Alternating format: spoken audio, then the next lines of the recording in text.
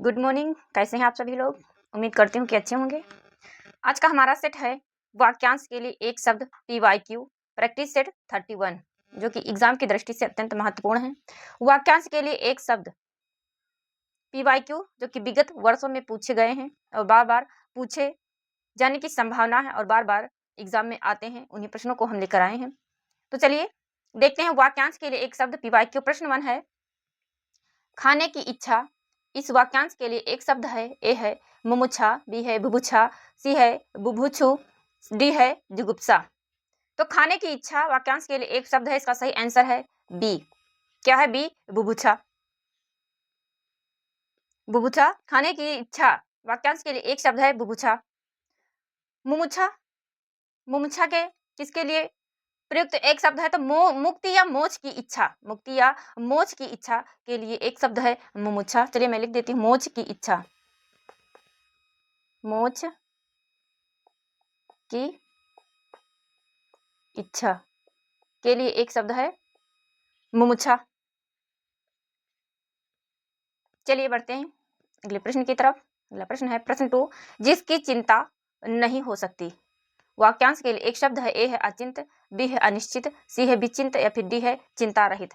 तो जिसकी चिंता नहीं हो सकती वाक्यांश के लिए एक शब्द है, इसका सही आंसर है ए अचिंत्य। क्या है? तो ए अचिंत्य। फिर है अनिश्चित। तो अनिश्चित के लिए वाक्य बनेगा जिसका निश्चय ना हुआ हो या ना हो के लिए एक शब्द है अनिश्चित। जिसका निश्चय, जिसका निश्चय ना हुआ हो या ना हो, या ना हो के लिए एक शब्द है अनिश्चित। क्या है? तो अनिश्चित। फिर है विचिंत। तो विचिंत यानी जो चिंतन करने योग्य, जो चिंतन करने या सोचने के योग्य हो उसे क्या कहते हैं? तो उसे कहते हैं विचिंत। यानी जो चिंतन करने योग्य हो या सोचने के योग्य हो उसे विचिंत कहते हैं। फिर है चिंता रहित। तो चिंता रहित किसके लिए प्रयुक्त किया जाता है? तो जिसे कोई चिंता ना हो उसे कहते हैं चिंता रहित। जिसे कोई चिंता ना हो उसे क्या कहते हैं? तो उसे कहते हैं चिंता रहित। बढ़ते हैं अगले प्रश्न की तरफ। अगला प्रश्न है प्रश्न 3। प्रश्न 3 है कि महल का भीतरी भाग। इस वाक्यांश के लिए एक शब्द है। ए है अंतःस्थल, बी है अंतःवास, सी है अंतापुर या फिर डी है अनंत नगर। तो प्रश्न 3 का सही आंसर करिए। महल का भीतरी भाग वाक्यांश के लिए एक शब्द, इसका सही आंसर है सी अंतःपुर। क्या है? तो अंतःपुर। अंतःस्थल किसे कहते हैं? तो हृदय का, मन का, हृदय का या मन का आंतरिक भाग उसे कहते हैं अंतःस्थल। हृदय या मन का, हृदय या मन का आंतरिक भाग क्या कहते हैं? के लिए एक शब्द है अंतःस्थल। चलिए बढ़ते हैं अगले प्रश्न की तरफ। अगला प्रश्न है प्रश्न 4। प्रश्न 4 है जहां तक सध सके वाक्यांश के लिए एक शब्द है। चैनल पर पहली बार आए हैं तो चैनल को सब्सक्राइब करिए, वीडियो को लाइक करिए और ज्यादा से ज्यादा शेयर करिए। जहां तक सध सके वाक्यांश के लिए शब्द है। ए है यथा साध्य, बी है यथाक्रम, सी है यथा संभव या फिर डी है यथा योग्य। तो जहां तक सध सके के लिए एक शब्द, इसका सही आंसर है ए यथा साध्य। क्या है? तो इसका सही आंसर है ए यथा साध्य। यथाक्रम किसे कहते हैं? तो यथाक्रम यानी जहां तक और जितना, यथाक्रम यानी जो क्रम के अनुसार हो उसे क्या कहते हैं? उसे कहते हैं यथाक्रम। जो क्रम के अनुसार हो, जो क्रम के अनुसार हो उसे कहते हैं यथाक्रम। यथा संभव, तो जहां तक और जितना संभव हो उसे क्या कहते हैं? यथा संभव। जहां तक और जितना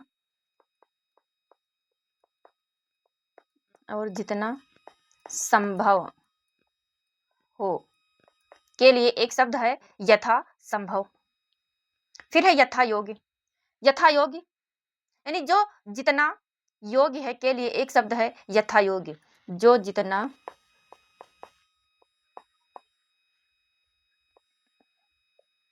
जो जितना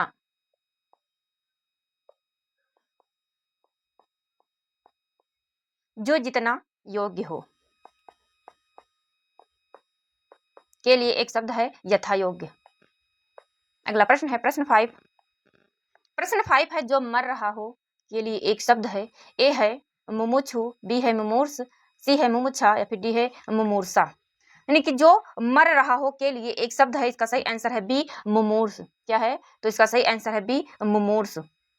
मुमूर्षा किसे कहते हैं? तो मरने की इच्छा, मुमूर्षा मरने की इच्छा के लिए एक शब्द है मुमूर्षा। क्या है? तो मुमूर्षा। मुमुक्षु, मुमुक्षु तो मोक्ष की इच्छा रखने वाला के लिए है मुमुक्षा। मोक्ष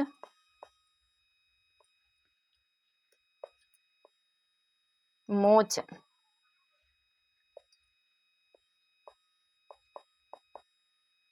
मोक्ष की इच्छा रखने वाला, इच्छा रखने वाला के लिए एक शब्द है मुमुक्षु। बढ़ते हैं अगले प्रश्न की तरफ। आप लोग वीडियो में एंड तक बने रहिए, वीडियो को फुल वॉच करिए, ज़्यादा से ज़्यादा शेयर करिए। ये प्रश्न एग्जाम की दृष्टि से अत्यंत महत्वपूर्ण है। प्रश्न 6 है, क्या है कि हमारा नहीं हो पाया तो आप लोगों का हो जाए। प्रश्न 6 है जो कम खर्च करने वाला है के लिए एक शब्द है। ए है अव्ययी, बी है मितव्ययी, सी है सदव्ययी या फिर डी है कृपण। तो प्रश्न 6 के लिए एक शब्द जो कम खर्च करने वाला है के लिए एक शब्द है, इसका सही आंसर है बी मितव्ययी। क्या है? तो इसका सही आंसर है बी मितव्ययी। अपव्ययी किसे कहते हैं?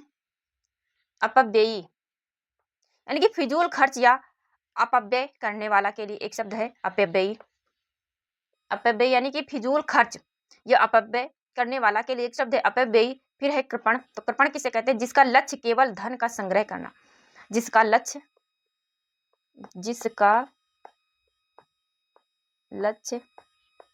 केवल धन का संग्रह करना, धन का संग्रह करना हो और जरूरत पड़ने पर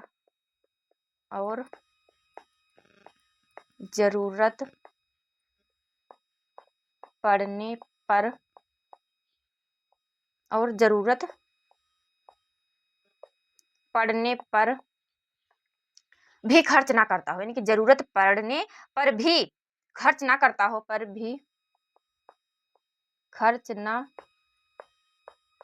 करता हो के लिए एक शब्द है कृपण। चलिए बढ़ते हैं अगले प्रश्न की तरफ। जो कम खर्च करने वाला है के लिए एक शब्द है मितव्ययी। यानी मितव्ययी कम या थोड़ा करने वाला, मितव्ययी उसे कहते हैं जो कम या थोड़ा खर्च करने वाले को मितव्ययी कहते हैं। प्रश्न 7 है जिसे तत्काल उचित उत्तर या उपाय सूझ जाए के लिए एक शब्द है। ए है प्रतिभाशाली, बी है बुद्धिमान, सी है प्रत्युन्नत, डी है अक्लमंद। तो जिसे तत्काल उचित उत्तर या उपाय सूझ जाए के लिए एक शब्द है, इसका सही आंसर है सी प्रत्युपन्नमत। प्रतिभाशाली किसे कहते हैं? तो जो प्रतिभा से युक्त हो। प्रतिभाशाली किसे कहते हैं? जो प्रतिभा से युक्त हो उसे क्या कहते हैं? तो उसे कहते हैं प्रतिभाशाली। फिर है अक्लमंद। तो अक्लमंद किसे कहते हैं? जिसमें बहुत बुद्धि या समझ हो, जिसमें बहुत बुद्धि या समझ हो, उसे क्या कहते हैं? उसे कहते हैं अक्लमंद। बुद्धिमान, तो बुद्धिमान किसे कहते हैं? कुशाग्र बुद्धि तथा तेज सोचने वाला तथा कार्य करने के लिए एक शब्द है बुद्धिमान। चलिए बढ़ते हैं अगले प्रश्न की तरफ। अगला प्रश्न है प्रश्न 8। प्रश्न 8 है लौट कर आया हुआ के लिए उपयुक्त एक शब्द होगा। ए है आगत, बी है विगत, सी है तथागत और फिर डी है प्रत्यागत। तो प्रश्न 8 लौट कर आया हुआ के लिए एक उपयुक्त शब्द है, इसका सही आंसर है डी प्रत्यागत। क्या है? तो प्रत्यागत। विगत का अर्थ है यानी कि बीता हुआ, विगत का अर्थ है बीता हुआ, बीता बीता हुआ, विगत का अर्थ है बीता हुआ। तथागत, तथागत शब्द का अर्थ है जो जैसा आया था वैसा ही चला गया। तथागत यानी कि जो जैसा, जो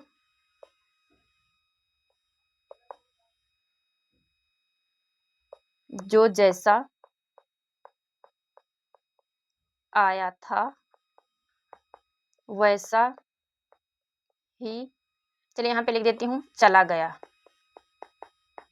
बीता हुआ, विगत बीता हुआ। चलिए बढ़ते हैं अगले प्रश्न की तरफ।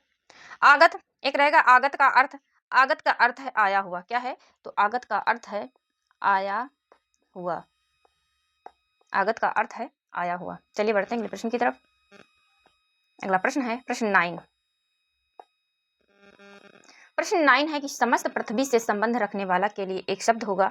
ए है सार्वकालिक, बी है सार्वदैशिक, सी है सार्वभौमिक, या फिर डी है सार्वजनीय। तो समस्त पृथ्वी से संबंध रखने वाला के लिए एक शब्द है, इसका सही आंसर है सी सार्वभौमिक। क्या है तो सार्वभौमिक, सार्वभौम, सार्वभौमिक होगा। सार्वभौम शब्द में इक प्रत्यय लगाकर क्या बना है तो सार्वभौमिक बना है। सार्वभौम में इक प्रत्यय लगा है, इक प्रत्यय, तो क्या बना है सार्वभौमिक बना है। शब्द समस्त भूमि या समस्त देशों में होने वाला भाव प्रस्तुत करता है। सार्वकालिक का अर्थ, सार्वकालिक का अर्थ है कि शब्द का अर्थ जो सब कालों में होता है, विद्यमान हो, उसे क्या कहते हैं तो उसे कहते हैं सार्वकालिक। सार्वकालिक का अर्थ है जो सब कालों में होता, जो सब कालों में होता या विद्यमान हो। चलिए यहाँ पे लिख देती हूँ विद्यमान, विद्यमान हो के लिए एक शब्द है सार्वकालिक। फिर है सार्वदैशिक, चलिए पहले इसको रफ कर देती हूँ।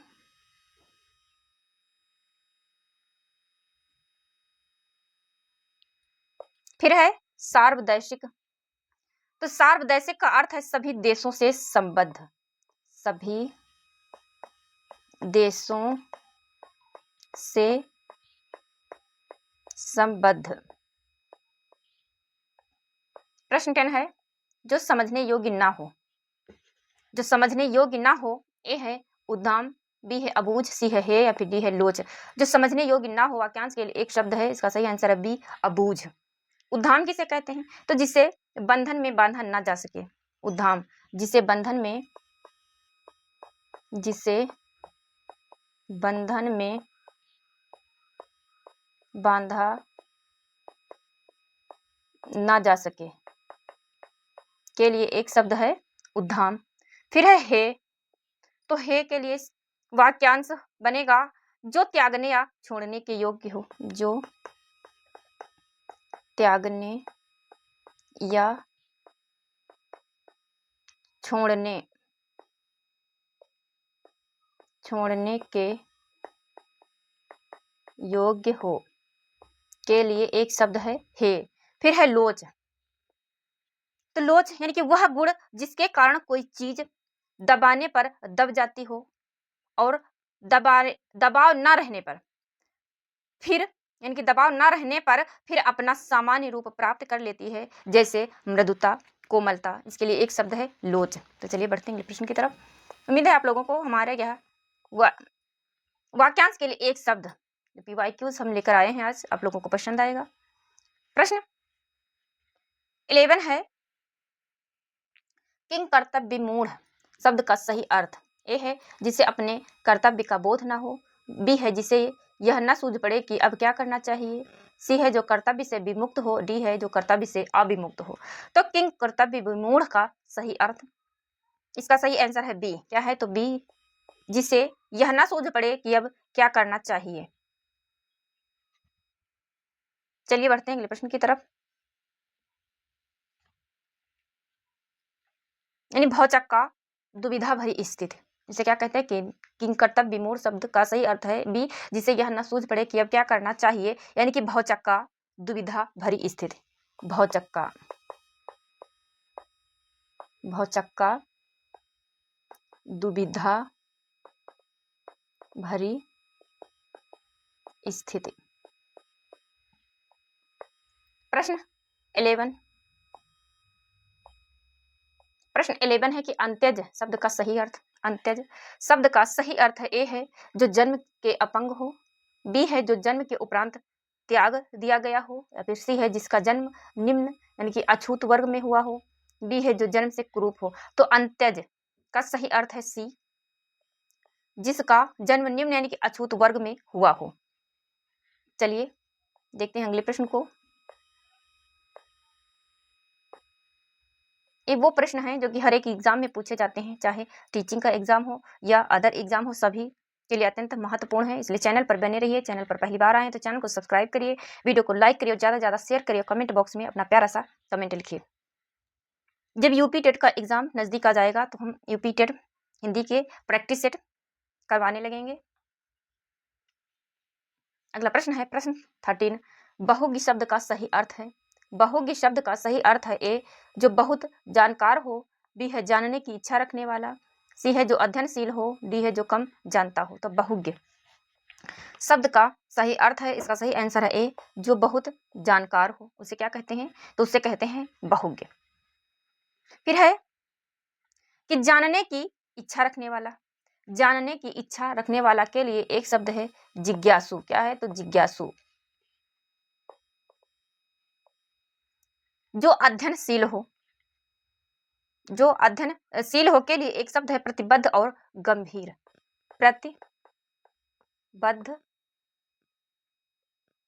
प्रतिबद्ध और गंभीर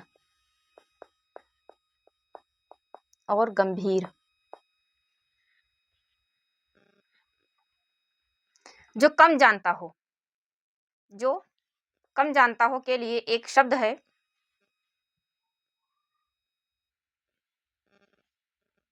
अल्पज्ञ। क्या है, तो अल्पज्ञ जो कम जानता हो उसके लिए एक अर्थ है अल्पज्ञ। अल्पज्ञ। बढ़ते हैं अगले प्रश्न की तरफ। अगला प्रश्न है प्रश्न 14। प्रश्न 14 है कि उन्नत मना शब्द का सही अर्थ है। उन्नत मना शब्द का सही अर्थ है ए, अच्छे भावों एवं विचारों से युक्त, बी है समान भावों एवं विचारों से युक्त, सी है समान भावों एवं विचारों से युक्त, फिर डी है उच्च भावों एवं विचारों से युक्त। तो उन्नत मना शब्द का सही अर्थ है डी, उच्च भावों एवं विचारों से युक्त। क्या है, तो उच्च भावों एवं विचारों से युक्त।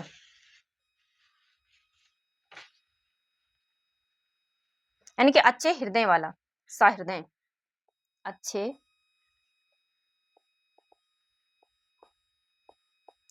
हृदय वाला सहृदय।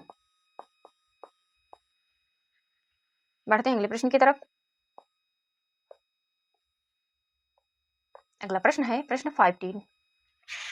प्रश्न 15 है कि श्रद्धा स्नाता शब्द निम्नलिखित में से किस वाक्यांश पर लागू होता है। श्रद्धा स्नाता ए है जो सदा स्नान करती हो, बी है जो सदा नत रहती हो, सी है जिसने अभी अभी स्नान किया हो, डी है इनमें से कोई नहीं। तो श्रद्धा स्नाता शब्द निम्नलिखित में से किस वाक्यांश पर लागू होता है, तो इसका सही आंसर है सी, जिसने अभी अभी स्नान किया हो के लिए एक शब्द है श्रद्धा स्नाता। देखिए एग्जाम में पूछे गए प्रश्न है। एक अब आया था यूपी पीजीटी 2002 में पूछा गया था श्रद्धा स्नाता। दूर से फेंक कर, अगला प्रश्न है प्रश्न 16, दूर से फेंक कर चलाया जाने वाला हथियार कहलाता है ए अस्त्र, बी आयुध, सी शस्त्र, फिर डी तलवार। तो दूर से फेंक कर चलाया जाने वाला हथियार क्या कहलाता है, कमेंट करिए आप लोग। तो इसका सही आंसर है ए अस्त्र। क्या कहलाता है, तो इसका सही आंसर है ए अस्त्र कहलाता है। अस्त्र कहलाता है। अस्त्र का उदाहरण यानी कि भाला। अस्त्र का उदाहरण क्या है, तो इसका उदाहरण है भाला। भाला को फेंक कर चलाया जाता है। इसी प्रकार हाथ में पकड़े हुए चलाया हाथ में पकड़े हुए चलाया जाने वाला अस्त्र या हथियार क्या कहलाता है? तो वह कहलाता है शस्त्र। हाथ में पकड़े हुए, हाथ में पकड़कर, हाथ में पकड़कर चलाया जाने वाला हथियार, उसे क्या कहते हैं? तो उसे कहते हैं शस्त्र। जैसे इसके उदाहरण है, तलवार है, बंदूक है, ढाल है, ये हाथ में पकड़कर चलाए जाते हैं। आयुध, फिर है आयुध यानी कोई भी उपकरण जिसका प्रयोग अपने शत्रु को चोट पहुंचाने, वश में करने के लिए किया जाता है, उसे क्या कहते हैं? तो उसे आयुध कहते हैं। तलवार क्या है? तो तलवार एक शस्त्र है। चलिए अगले प्रश्न की तरफ। अगला प्रश्न है प्रश्न 17। प्रश्न 17 है कि इनमें से शब्द और उसके सही अर्थ का एक युग्म गलत है, वह है। यानी कि इसमें 4 ऑप्शन दिए गए हैं जिसमें एक का सही अर्थ युग्म गलत है। जो अर्थ युग्म गलत है उसे आप लोगों को पहचानना है। ए है युयुत्सु यानी युद्ध करने का इच्छुक, युयुत्सु। बी है मुमुक्षु, मोक्ष प्राप्त करने का अभिलाषी। सी है जिज्ञासु यानी कि जानने की इच्छा वाला। फिर है तितीर्षु, तप में संलग्न रहने वाला। तो वह कौन सा शब्द है जो अर्थ सही अर्थ का युग्म गलत है? इसका सही आंसर है डी, तितीर्षु यानी तप में संलग्न। ये क्या है? तो ये है गलत। इसका शुद्ध अर्थ होगा तितीर्षु, क्या का शुद्ध अर्थ होगा तैरने की इच्छा रखने वाला। तितीर्षु का सही अर्थ होगा तैरने की इच्छा रखने वाला, रखने वाला को क्या कहते हैं? तो उसे कहते हैं तितीर्षु, तितीर्षु। चलिए बढ़ते हैं अगले प्रश्न की तरफ। अगला प्रश्न है प्रश्न 18। प्रश्न 18 है जो समाचार भेजता हो के लिए एक शब्द होगा। ए है संवाददाता, बी है सूचक, सी है प्रेषक या फिर डी है दूत। तो जो समाचार भेजता हो के लिए एक शब्द है, इसका सही आंसर है ए संवाददाता। क्या है? तो संवाददाता है। यानी कि विभिन्न प्रसारण माध्यमों को समाचार उपलब्ध कराने वाले को संवाददाता कहा जाता है। जबकि पत्र भेजने वाले को प्रेषक कहते हैं। पत्र भेजने वाले को प्रेषक, पत्र भेजने वाले को प्रेषक कहते हैं। क्या कहते हैं? तो प्रेषक। और सूचना देने वाले को सूचक कहा जाता है। क्या कहा जाता है? तो सूचना देने वाले को सूचक कहा जाता है। सूचना देने वाले को क्या कहा जाता है? तो उसे सूचक कहते हैं। फिर है दूत। तो दूत किसे कहा जाता है? दूत यानी कि संदेश पहुंचाने वाले व्यक्ति को दूत कहते हैं। संदेश, संदेश पहुंचाने वाले व्यक्ति को दूत कहते हैं। क्या कहते हैं? तो दूत कहते हैं। चलिए बढ़ते हैं अगले प्रश्न की तरफ। अगला प्रश्न है प्रश्न 19। अगला प्रश्न है प्रश्न 19। किसी वाक्यांश के लिए सही शब्द लिखा गया है। ए है जिसको पूर्व जन्म की बातें याद हो, जात स्मरक। बी है जिसका यौवन छत नहीं हुआ है, छत यौवन। बी है ईश्वर पर विश्वास करने वाला नास्तिक। डी है कलम की कमाई करने वाला मसीहजीवी। तो किसी वाक्यांश के लिए सही शब्द लिखा गया है। 4 ऑप्शन दिए गए हैं जिसमें 3 ऑप्शन गलत हैं, एक ऑप्शन सही है। जो सही है उसे आप लोगों को पहचानना है। यानी कि किसी वाक्यांश के लिए सही शब्द लिखा गया है तो इसका सही आंसर है डी, कलम की कमाई करने वाले को मसीहजीवी कहते हैं। क्या कहते हैं? तो मसीहजीवी कहते हैं। ये ऑप्शन सही है। जबकि जिसका यौवन छत नहीं हुआ है उसे क्या कहते हैं? तो उसे छत यौवन नहीं कहते हैं। चलिए मैं इसको पहले रफ कर देती हूँ। जिसका यौवन छत नहीं हुआ है उसे कहते हैं चिर यौवन। क्या कहते हैं? तो छत यौवन नहीं कहते हैं, उसे कहते हैं चिर यौवन, चिर यौवन। फिर है जिसको पूर्व जन्म की बातें याद हों। ईश्वर पर विश्वास करने वाला के लिए एक शब्द है आस्तिक। क्या है? तो आस्तिक है। उसे क्या कहते हैं? तो उसे कहते हैं आस्तिक। और ईश्वर पर विश्वास न करने वाले को नास्तिक कहते हैं। चलिए बढ़ते हैं अगले प्रश्न की तरफ। अगला प्रश्न है प्रश्न 20। प्रश्न 20 है, जंगल में लगने वाली आग को क्या कहते हैं? ए है बड़वाग्नि, बी है दावाग्नि, सी है जठराग्नि या फिर डी है यज्ञाग्नि। जंगल में लगने वाली आग को क्या कहते हैं? तो इसका सही आंसर है बी, दावाग्नि कहते हैं। क्या कहते हैं? तो इसका सही आंसर है बी, दावाग्नि कहते हैं। जठराग्नि यानी कि पेट में लगने वाली आग को क्या कहते हैं? तो उसे कहते हैं जठराग्नि। समुद्र में आग लगने वाली आग को बड़वाग्नि कहते हैं। पेट में लगने वाली आग को जठराग्नि और समुद्र में लगने वाली आग को बड़वाग्नि कहते हैं। यज्ञाग्नि का अर्थ यज्ञ की आग होता है।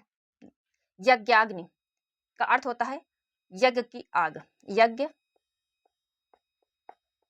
की आग। अगला प्रश्न है प्रश्न 21। प्रश्न 21 है, जिस पर अभियोग लगाया गया हो वाक्यांश के लिए एक उपयुक्त शब्द इनमें से कौन सा है? ए है अभियोगी, बी है वादी, सी है अभियुक्त या फिर डी है अपराधी। तो जिस पर अभियोग लगाया गया हो वाक्यांश के लिए एक शब्द है, इसका सही आंसर है सी, अभियुक्त। क्या है? तो अभियुक्त है।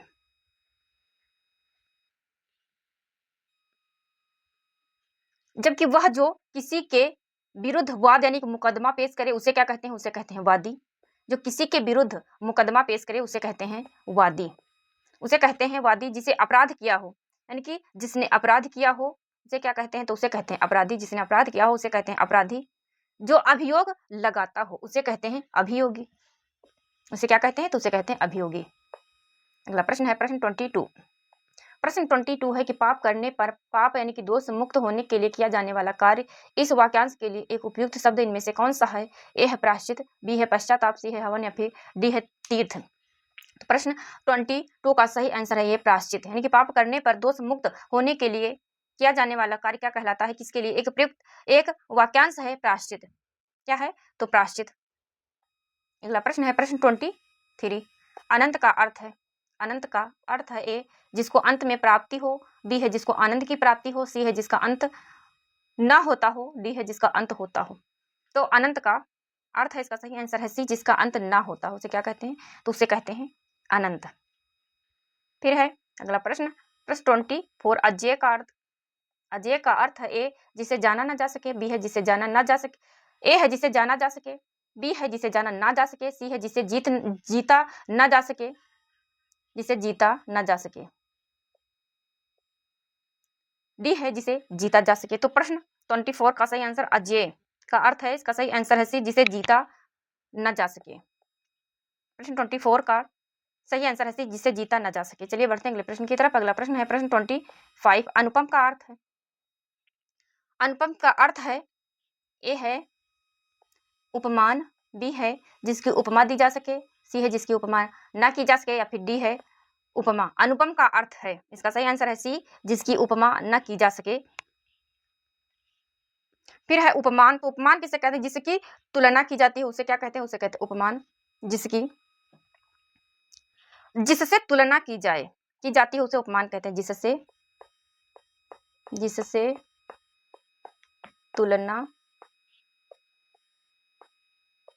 तुलना की जाती हो उसे क्या कहते हैं? की जाती है उसे क्या कहते हैं? तो उसे कहते हैं उपमान।